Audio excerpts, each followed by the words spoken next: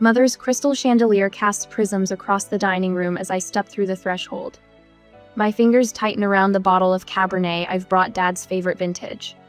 The air feels charged, like the moment before a thunderstorm breaks. Madison sits at the table already, twirling her wine glass between manicured fingers that match her crimson blouse Valentino, if I'm not mistaken.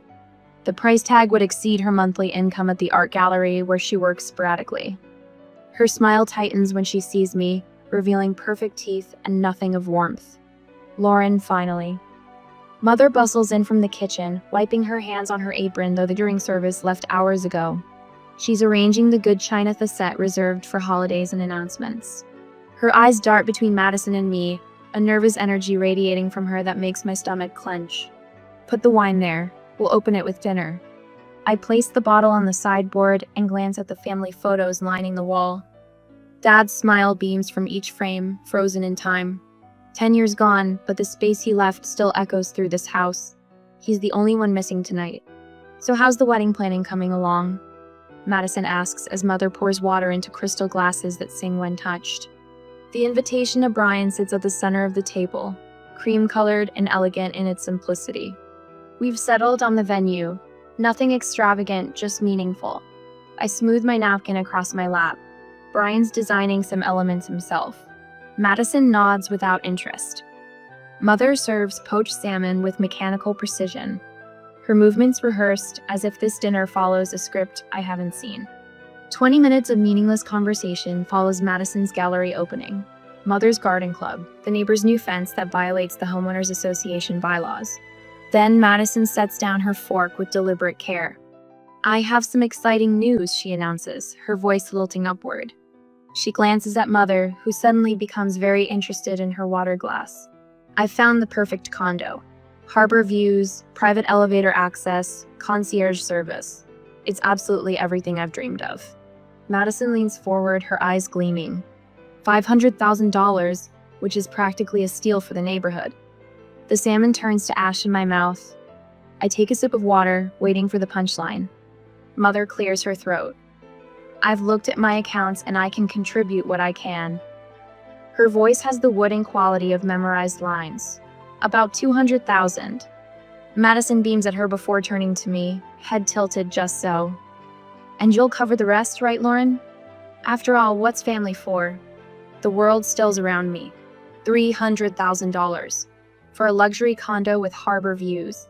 My mind flashes to Derek's hospital room 6 months ago. The sickening angle of his leg after the construction accident. His face, gray with pain beneath the fluorescent lights. The weeks I spent organizing home health care, negotiating with insurance companies, writing personal checks to cover what insurance wouldn't. His quiet, thank you, as I helped without being asked. Because that's what family does when someone genuinely needs help. I'm sorry, I say, setting down my napkin. That's not possible. The transformation in Madison's face is instantaneous, her smile dropping like a theater curtain to reveal what lies beneath. Rage flashes in her eyes. What do you mean? Not possible. You're the CFO of a major investment firm. You helped Derek without even hesitating. That was different. My voice remains measured through practiced discipline. Derek needed medical care. This is just like you. Madison's voice rises sharply. You've always been jealous of me. Mother's hand shoots out to cover Madison's. Lauren, I don't understand. You helped your brother when he needed it. Why wouldn't you do the same for your sister? The question hangs in the air like a slap. She genuinely sees no difference between life-saving medical care and a luxury condo with concierge service. Because one was a necessity and one is a luxury, I explain, though I know it's futile. I'm sorry, but I can't. If you don't help your sister, Mother says, her voice hardening, you're not the daughter I raised. The ultimatum lands with devastating clarity.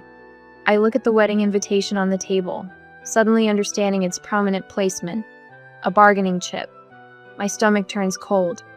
Madison's voice rises. You've always been jealous of me. Always. I stand slowly, gathering my purse with hands that refuse to tremble despite the earthquake inside me. Dad's watch weighs heavy on my wrist as I straighten my shoulders. Then perhaps, I say quietly, you raised a different daughter than you thought. The front door slams with such force that the china cabinet rattles, crystal glasses tinkling in anxious melody. Madison's departure leaves a vacuum of sound, broken only by Mother's hurried footsteps pursuing her onto the porch. "Lauren, please reconsider." Mother's voice carries through the window, more concerned with Madison's tears than my still and silent presence at the abandoned dinner table. Their voices fade as I remain alone among half-eaten salmon and cooling potatoes.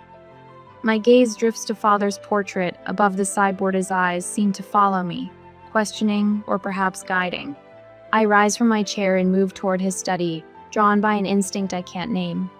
The leather chair behind his mahogany desk still holds the impression of his body 10 years later.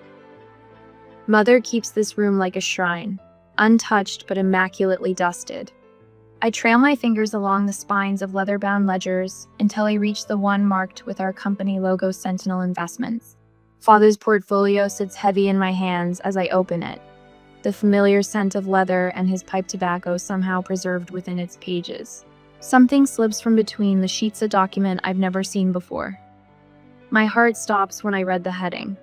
Transfer of Voting Rights Sentinel Investments.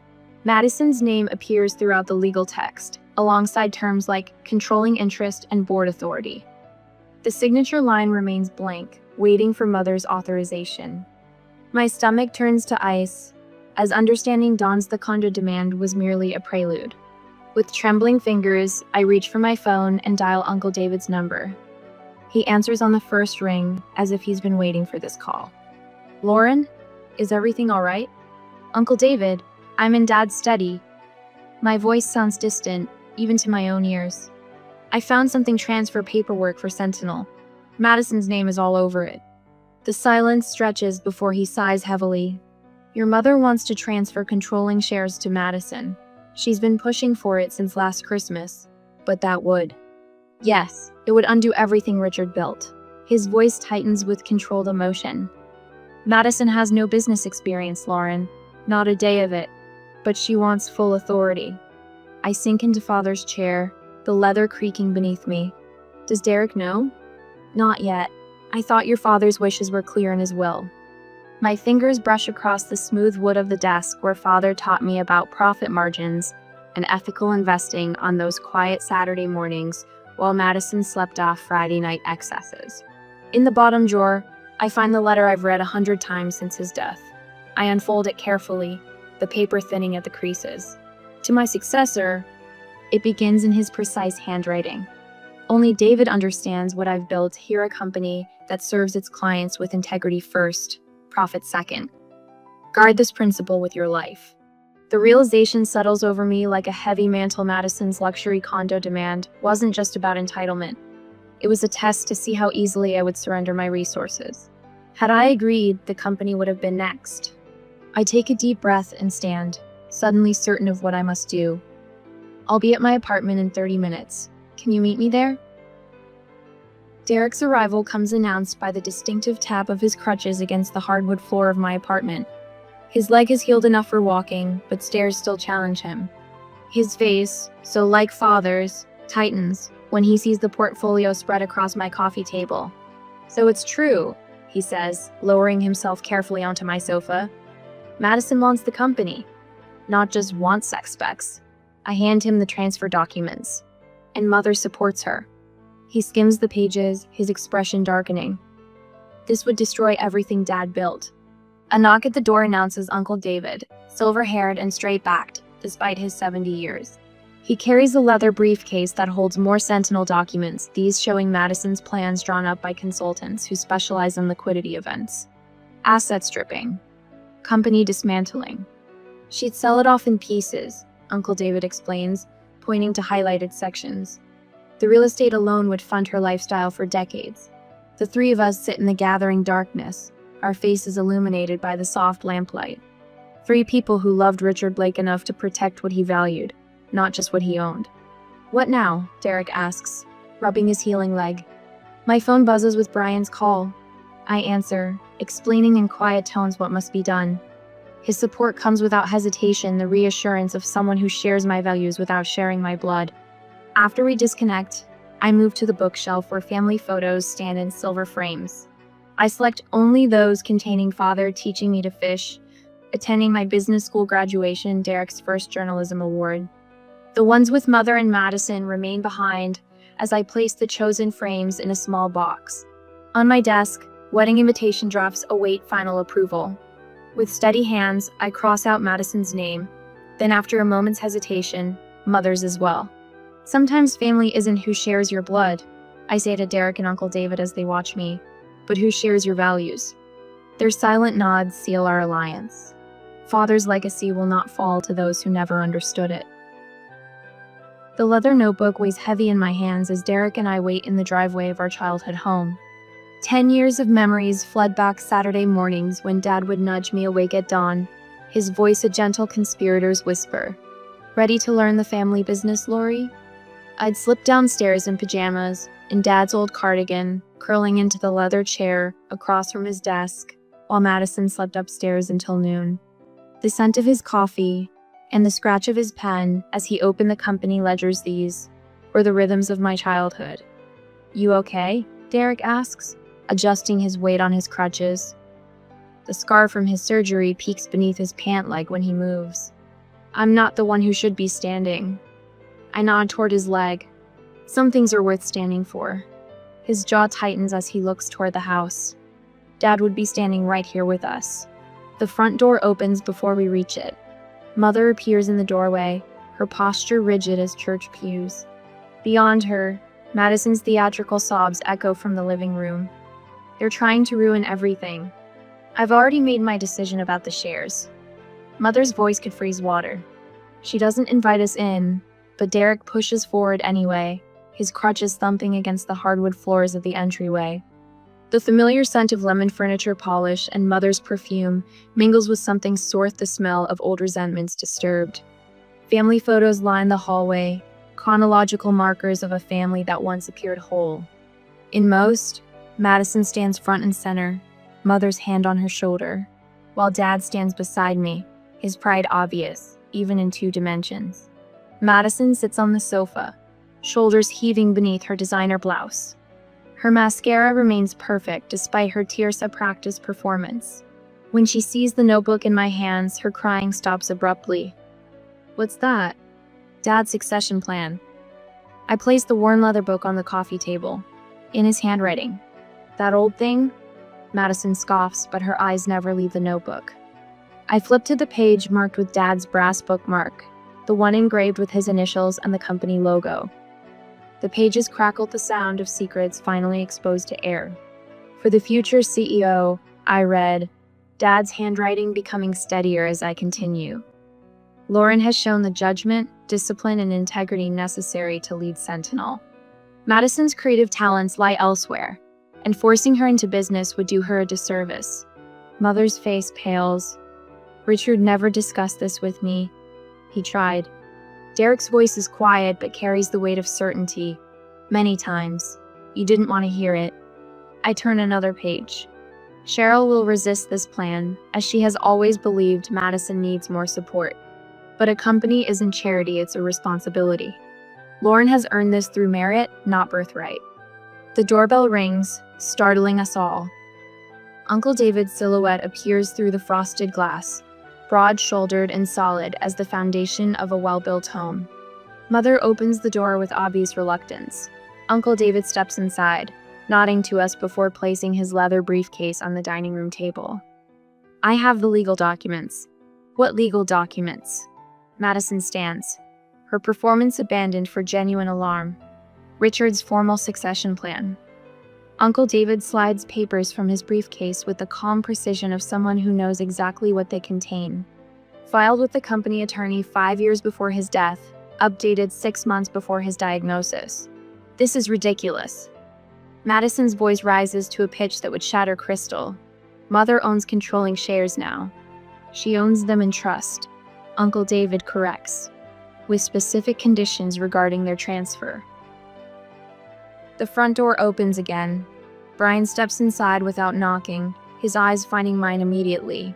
He doesn't speak, just moves to stand behind me, his hand a warm presence on my shoulder. You brought your fiancé to gang up on us? Madison sneers. I texted him where we'd be. He made his own choice. I straightened my shoulders, drawing strength from the silent support surrounding me. Derek beside me despite his pain. Uncle David with his unflinching adherence to Dad's wishes. Brian, steady and principled. Mother sinks into her chair, her fingers trembling slightly as she reaches for the documents. I don't understand. Richard always said the girls would share equally. The estate, yes. Uncle David's voice gentles. But the business leadership? Never. I deserve that money. Madison's mask slips completely, revealing the naked greed beneath. What am I supposed to do? Work regular jobs forever while Lauren gets everything? You get shares, I explain, keeping my voice level. Just not voting rights. Dad knew exactly what he was doing. We could compromise, Uncle David suggests. Madison receives her inheritance as non-voting shares. She benefits financially without affecting company decisions. That's not fair. Madison's foot actually stamps against the carpet, a childhood gesture that looks absurd from a woman approaching 30. Mother's eyes scan the documents, her expression shifting like shadows at sunset. I recognize the moment the facade cracks, her shoulders drop an inch. Her breathing changes. She's reading Dad's actual wishes, in his own words, witnessed and notarized. Richard was very clear. She looks up, and for the first time in years, she seems to actually see me. He wanted Lauren to lead. Mother. Madison's betrayal is a living thing, expanding to fill the room.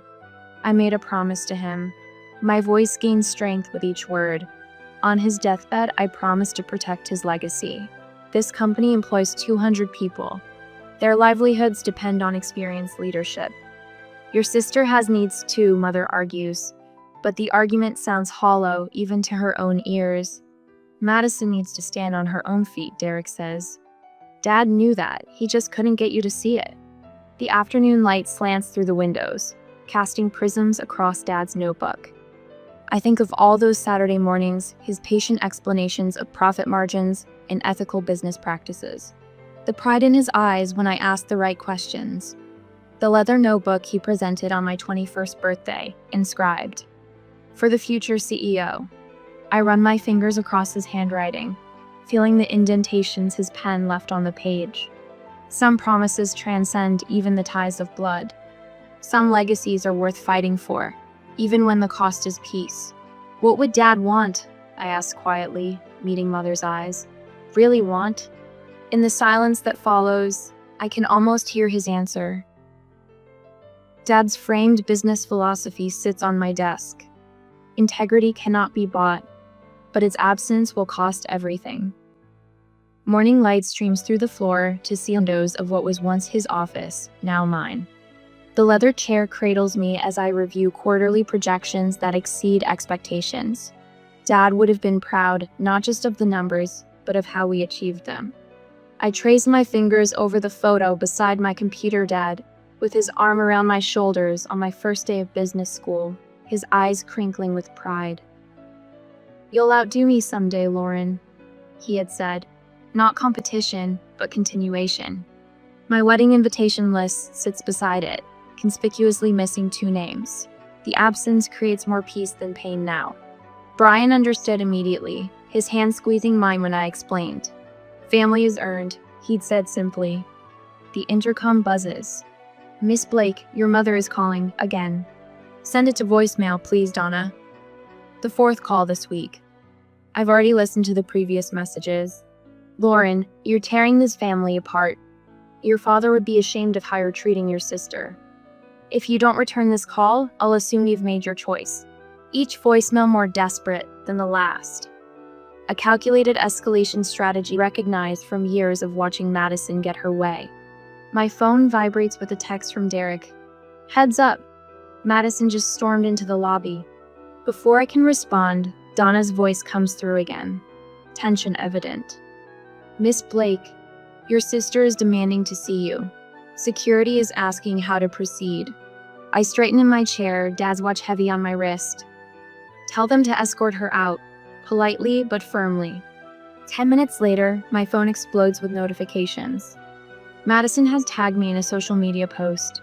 A tearful selfie captioned, When your own sister uses your father's company to destroy your family, toxic siblings, family betrayal. I don't click. I don't engage. Instead, I open my email and compose the message I've been drafting in my mind for days. Dear Mother, I hope this finds you well. After careful consideration, I believe we need clear boundaries moving forward. I remain committed to honoring Dad's legacy through proper stewardship of the business he built. This is non-negotiable. I cannot and will not fund Madison's lifestyle choices. This is also non-negotiable. I would welcome a relationship with you independent of these issues, should you choose to respect these boundaries. With love, Lauren. I press send, then turn to the wedding announcement I've drafted for the local paper. The tribute to Dad feels right. The bride will honor her late father, Richard Blake, founder of Sentinel Investments, with an empty chair at the ceremony. Miss Blake instilled in his daughter the values of integrity, responsibility, and purposeful living that guide her today. The intercom buzzes again. Derek's here to see you.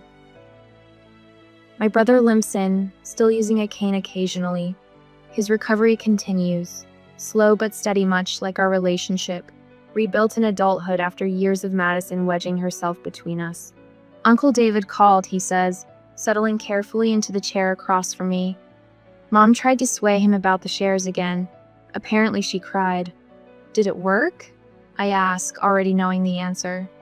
Derek smiles. He told her that tears don't change legal documents or sound business practices. I nod, turning to my computer to complete the quarterly transfer to the medical fund I established for accident victims like Dereka, more meaningful use of my money than Madison's harbor views. My phone rings, Uncle David. The quarterly numbers are impressive, he says without preamble. The board is noticing. That's good to hear. Your mother called again. She sounded different this time. I raise an eyebrow. Different how? Like someone starting to question their own judgment, he says carefully. Madison's been asking her for more money. I think reality is setting in. The words barely have time to register before my personal line rings. Mother's number appears on the screen. I should take this, I tell Uncle David. I'll call you back. I answer, bracing myself for the usual manipulation. Instead, her voice comes through quiet, almost unfamiliar without its edge of accusation. Lauren, I think I've made some mistakes. I sit straighter, my free hand finding Dad's watch. I'm listening. I'd like to attend your wedding, she says, if you'll still have me. The request hangs between us, fragile as crystal. Before I can respond, I hear Madison's voice in the background, sharp and demanding. Mother's tone changes instantly, hardening again. But you need to understand that, Madison. No, I interrupt, my voice calm but firm. That's not how this works. My boundaries aren't negotiable. After we hang up, Derek looks at me questioningly. She's wavering, I explain, but she's not there yet. Will you let her come to the wedding, he asks. I look at Dad's photo, at his clear-eyed certainty that doing the right thing matters more than doing the easy thing. I don't know, I answer honestly. What do you think? Is a partial apology after decades of enabling worth accepting? Derek considers this, leaning on his cane. I think that depends on what boundaries you're willing to maintain. I nod, feeling the weight and the freedom of finally standing firm. The coffee shop bustles with midday activity, the clink of ceramic mugs, the hiss of the espresso machine, the gentle hum of conversations. I chose this place deliberately. Public enough to prevent emotional manipulation, casual enough to level the playing field. No mother's crystal chandelier to cast prisms of guilt across the table. Are you sure you want to be here? I ask Derek, who settles into the chair beside me, his healing leg extended carefully under the table. Wild horses, Lauren. His eyes, so like Dad's, hold steady. Wild horses. The bell above the door chimes. Mother enters, scanning the room before spotting us. She looks smaller somehow, her shoulders less squared, her designer handbag clutched like a shield rather than an accessory. The power shift is visible no longer on her territory with her rules. Thank you for meeting me, she says as she sits, smoothing her silk scarf with trembling fingers. The cafe lighting reveals fine lines around her eyes that makeup can't quite conceal. I've been doing a lot of thinking. So have we, Derek says, his voice gentle but firm. Mother's rehearsed smile appears, the one she uses at garden club functions when discussing charitable donations. Family unity has always been important to your father. Richard believed in keeping the Blake name strong, keeping us together through anything. I take a slow sip of my coffee, letting the bitterness ground me. That's interesting, because Dad's journals tell a different story about what he valued most. Her fingers tighten around her untouched cup. Lauren, your sister is struggling. She's been unable to find suitable employment and my resources. Her voice trails off before she straightens her spine. What I mean is, your father would have wanted us to support each other. Mother, I say quietly, your retirement savings are nearly depleted, aren't they? The question lands like a stone in still water. Her eyes widen slightly before darting away. Madison refuses to look for work, I continue, because she's never had to face consequences. This pattern has been in place since we were children. That's not fair. When I was 12, I press on, keeping my voice measured. I saved my allowance for 6 months to buy that telescope I wanted. Madison broke it after using it without permission, and you replaced it using my college fund money. You told me sharing was more important than my feelings. Derek shifts beside me. When I was 16 and made the varsity swim team, you missed every meet because Madison's dance recitals took priority, even when they weren't scheduled at the same time. Mother's lips part in protest, but I open the leather portfolio on the table, Dad's portfolio, the one that still smells faintly of his aftershave. I've brought something I think you should see. I slide a folder across the table. These are Dad's detailed wishes for the company. Not just the legal documents, but his personal notes about his vision for its future. Her hands remain folded in her lap. Lauren, business matters aren't relevant to family relationships. They are when Madison's intentions toward the company are part of the problem. I tap the folder. Dad built that business on integrity and competence, not entitlement. Mother's eyes flash. What exactly are you implying about your sister? I'm stating facts, I reply. Madison has maxed out 3 credit cards in your name. She's borrowed against your home equity, and she's attempted to leverage company shares she doesn't control. The color drains from Mother's face. For the first time, I see a crack in her armor that isn't immediately patched with Madison's defense. I want to be clear about something, I say, my voice softening. I'm not here to punish you or Madison. I'm here to establish boundaries that should have existed long ago. Derek leans forward, his physical presence a quiet support. We both are. I pull an envelope from my bag, cream-colored, embossed with silver leaf. I have terms for any future relationship between us. First, family therapy. Real therapy, not the kind where Madison charms the therapist into taking her side. Mother's fingers twist her wedding ring, a nervous habit she's had since Dad died. Second, the family business remains protected according to Dad's wishes. This is non-negotiable. I slide the envelope across the table. Third, this wedding invitation is for you alone, not Madison. My marriage to Brian won't begin with manipulation or drama. Mother's hand trembles as she touches the envelope without opening it. Finally, I'm offering financial counseling resources instead of endless financial support. For both of you. The cafe continues its rhythmic bustling around us, but our table sits in a bubble of tense silence. When Mother finally looks up, tears track down her cheeks, genuine tears, not the performance tears I've seen so often when she didn't get her way. I don't know how to stop enabling her, she whispers, the confession raw and unvarnished. I've been doing it so long, I don't know another way to be her mother. Derek reaches across the table, covering her hand with his.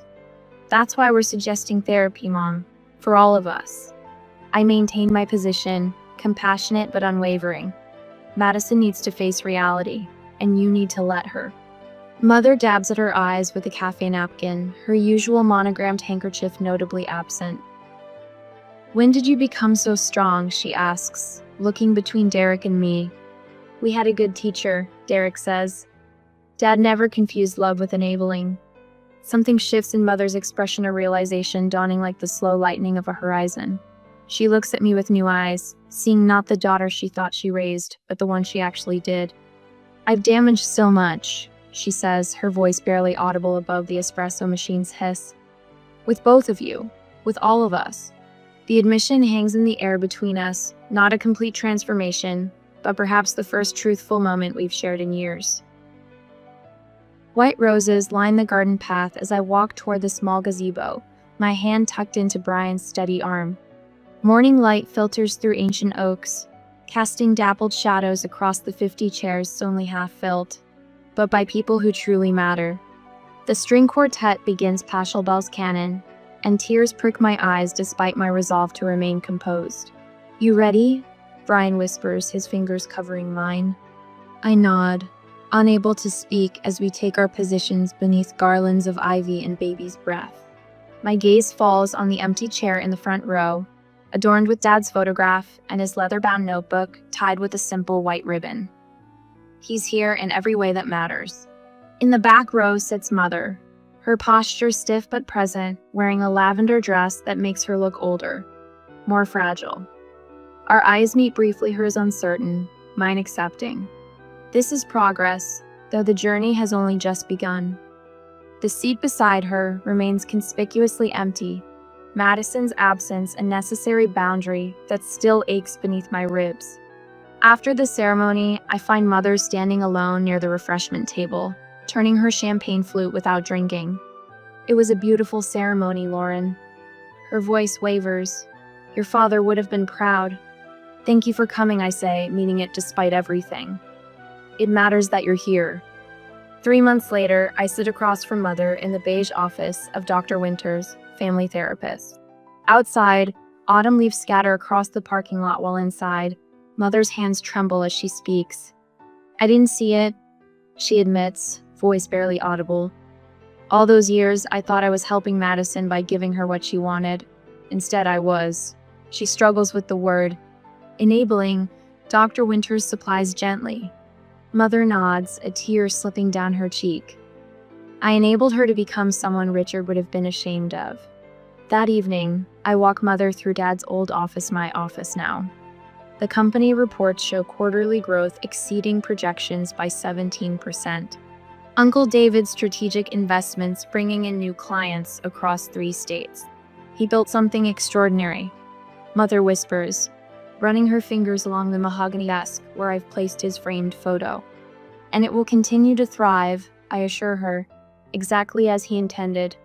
Derek arrives for Christmas dinner without crutches, moving with only the slightest limp as he carries in a bottle of Dad's favorite Cabernet. His news site has just won regional recognition for investigative reporting on corporate ethics, a path he found during his recovery. The pride in his eyes when he shares this makes my chest tighten with emotion. Mother has learned to say no to Madison, though it nearly broke her to do it. They share a modest 2-bedroom condo, now purchased within their actual means, where Madison still rages against perceived injustices while Mother works through her guilt in weekly therapy sessions. Tonight, Uncle David raises his glass around my dining table. The empty chair acknowledges Madison's choice to remain estranged rather than accept help that requires accountability. Some wounds may never fully heal. To family, Uncle David says, his voice gruff with emotion, the one we've built through choice rather than obligation. Mother reaches across the table, her hand covering mine. Lauren, I was wrong. For years, I was wrong about so many things. The favoritism. Her voice catches. Can you ever forgive me? I cover her hand with mine, not rushing to answer. Some words deserve careful consideration. We're finding our way, I finally say. That's enough for now. Later, in Dad's old office at home, I open his leather notebook, now filled with my own notes alongside his wisdom. My wedding ring catches the light as I add tonight's insights. On my desk sits a new photograph, Derek, Uncle David, a humbled mother, and me alongside Dad's portrait. Some family portraits change over time. Some chairs remain empty by necessity rather than tragedy. I close the notebook with a sense of peace that has been years in the making. Some family ties need to break so that others can grow stronger.